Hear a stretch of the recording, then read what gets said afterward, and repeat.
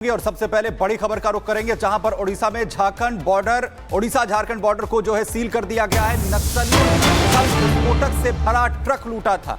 वहीं मौके पर पहुंची एनआईए की टीम और नक्सलियों ने कल तकरीबन 4 टन विस्फोटक को लूटा था। घने जंगलों में जो कॉम्बिंग ऑपरेशन है अब वो लगातार चलाया जा रहा है और वहीं एहतियात के तौर पर ओडिशा झारखंड बॉर्डर को पूरी तरीके से सील किया गया है। कोशिश है कि जहां पर नक्सलियों ने विस्फोटकों से भरा ये ट्रक लूटा है उस पूरे एरिया को कॉर्डन ऑफ किया जा सके। लगातार कॉम्बिंग ऑपरेशन चलाया जा रहा है और तलाश इन नक्सलियों की लगातार जारी है और तकरीबन 4 टन ये विस्फोटक है जिसे कल लूट लिया गया और कैसे कॉम्बिंग ऑपरेशन लगातार इन घने जंगलों में चल रहा है, जिसमें लगातार ये कोशिश है कि जल्द से जल्द इन नक्सलियों तक पहुंचा जा सके।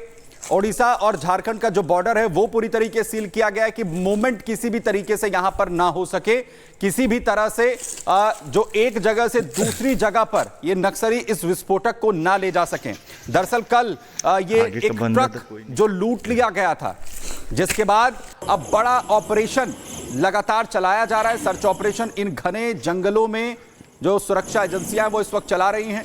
फोर्सेस लगातार डटी हुई हैं कि जल्द से जल्द इन नक्सलियों तक पहुंचा जा सके।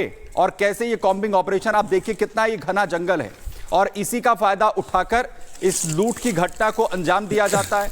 ये 4 टन के करीब विस्फोटक लूट लिया जाता है। एनआईए की टीम भी मौके पर है। एनआईए की टीम की तरफ से भी लगातार जो जांच है वो शुरू कर दी गई है। 2 तस्वीरें ओडिशा झारखंड बॉर्डर जहां पर सील किया गया, पूरी तरह से पैक कर दिया गया है और जंगल में नक्सलियों की जो तलाश है वो इस वक्त बड़े स्तर पर जारी है और जल्द से जल्द नक्सलियों तक पहुंचा जा सके, इस 4 टन विस्फोटक को बरामद किया जा सके, इसकी कवायद जारी है। सत्यविजय हमारे संवाददाता हमारे साथ जुड़ गए हैं। सत्यविजय, क्या कुछ और जानकारी मिल रही है? नक्सलियों की तलाश में एक बड़ा ऑपरेशन चलाया जा रहा है, जंगल के भीतर ढूंढा जा रहा है और ओडिशा झारखंड बॉर्डर भी सील किया जा चुका है, और क्या कुछ जानकारी?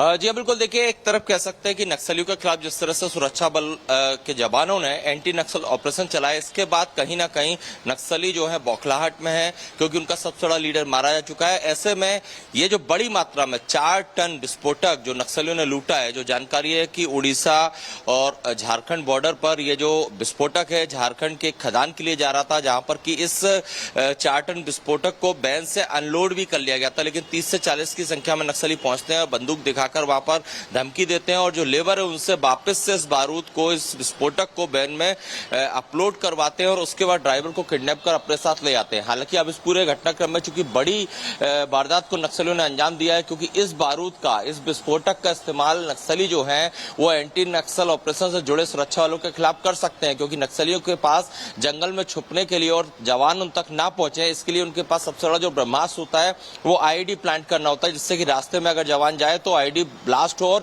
जिसमें कि वो सुरक्षा बल को अपने पास आने से रोक सकें।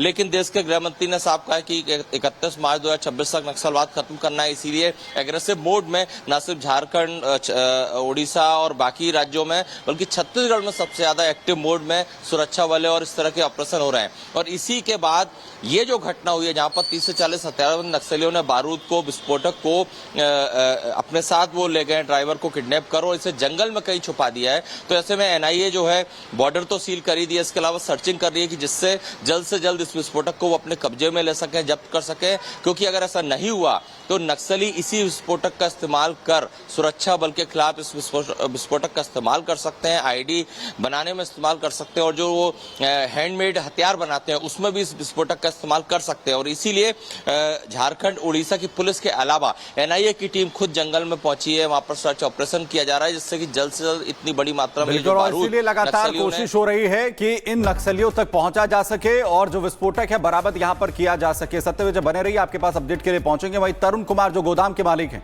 उनकी तरफ से क्या कुछ कहा गया है, जरा आपको सुनवा। यहाँ से गाड़ी लोड होकर गया था, लोड वहां पर अनलोड हो गया था। अनलोड होने के बाद वहां पर 4 आदमी हैं और गाड़ी को लोड करा के ले गए जंगल में। कितना माल गया था यहाँ से? 200 पेटी, तकरीबन 5 क्विंटल। हाँ, 5 टन। 5 टन। छत्तीसगढ़ का नाम आते ही नक्सलवाद की चर्चा होना आम बात है। बरसों से यहाँ के जंगलों में बंदूकें गरजती रही, गांव खाली होते रहे और डर का साया हर तरफ लगातार फैला रहा। लेकिन अब तस्वीर बदल रही है। हाल ही में छत्तीसगढ़ के बस्तर जिले को पूरी तरह से नक्सल मुक्त घोषित किया गया है। केंद्र सरकार ने बस्तर को LWE यानी कि लेफ्ट विंग एक्सट्रीमिज्म जिले की सूची से बाहर कर दिया है। कैसे, एक रिपोर्ट दिखाते हैं।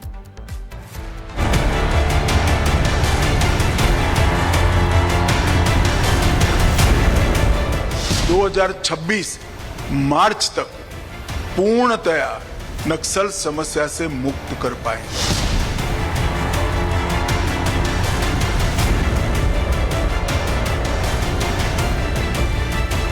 मोदी सरकार का प्रण रंग ला रहा है और यही वजह है कि लाल आतंक 7 राज्यों के 18 जिलों तक सिमट चुका है। नक्सलवाद वेंटिलेटर पर है और अब अपनी आखिरी सांसें गिन रहा है। छत्तीसगढ़ का बस्तर जिला, जिसे लाल आतंक की राजधानी कहा जाता था, वो अब बदलाव की मिसाल बन गया है। मोस्ट अफेक्टेड की लिस्ट से बाहर हो गया है। कई दशकों से जारी लाल आतंक का नामो निशान मिट गया है। बस्तर अब नक्सल प्रभावित जिलों यानी LWE की लिस्ट से हट गया है।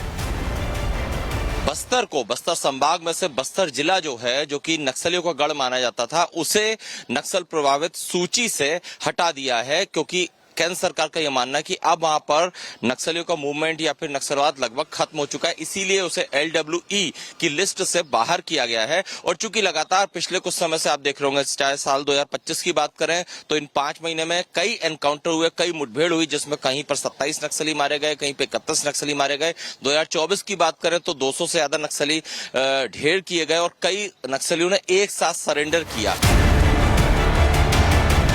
जिस बस्तर में कभी बंदूक और लाल झंडों का डर था, जहां सालों तक CRPF की गाड़ियां नहीं जाती थी, स्कूल खाली थे, मासूम आदिवासी नक्सल और सरकार के बीच कुचले जाते थे, वहां मोदी सरकार ने रणनीति बदली, ऑपरेशन प्रहार चलाया, समाधान डोजियर लागू हुआ और बस्तर से नक्सलवाद के खात्मे के लिए रणनीति तैयार हुई। मोदी सरकार ने 5 बड़ी रणनीतियों के जरिए नक्सल नक्शा बदल दिया। ऑपरेशन प्रहार के जरिए सटीक इंटेलिजेंस और जंगल के अंदर स्ट्राइक की गई। समाधान डोजियर लागू कर हर फ्रंट पर जवाब देने के साथ कार्रवाई का तालमेल बैठाया गया। वाइब्रेंट विलेजेस योजना के तहत बस्तर के हर गांव तक विकास पहुंचा। सड़क, बिजली, मोबाइल टावर का निर्माण हुआ। कम्युनिटी एंगेजमेंट के जरिए आदिवासियों को साथ लाया गया और स्थानीय युवाओं की भर्ती से उन्हें बंदूक के बदले भविष्य मिला। बस्तर के नक्सल मुक्त होने से पहले गृह मंत्रालय ने मार्च 2025 में देश के कुल 18 जिलों की पहचान नक्सल प्रभावित जिलों के रूप में की थी, जिन्हें 3 कैटेगरी में बांटा गया था। हर कैटेगरी में 6 जिलों को रखा गया था, जिसमें सुकमा, बीजापुर, नारायणपुर, कांकेर अब भी मोस्ट अफेक्टेड कैटेगरी में है, तो दंतेवाड़ा को मीडियम रिस्क, वहीं कोंडागांव को कम जोखिम में रखा गया है। इस लिस्ट में बस्तर भी था, लेकिन लेफ्ट विंग एक्सट्रीमिज्म की सूची से हटने के बाद अब बस्तर में विकास के गीत गूंज रहे हैं। ये कोई संयोग नहीं, बल्कि मोदी सरकार की उस रणनीति का नतीजा है जो ऑपरेशन से लेकर इंफ्रास्ट्रक्चर तक फैली है और कुछ इस तरह से रंग लाई है। Bureau report, Republic Bharat.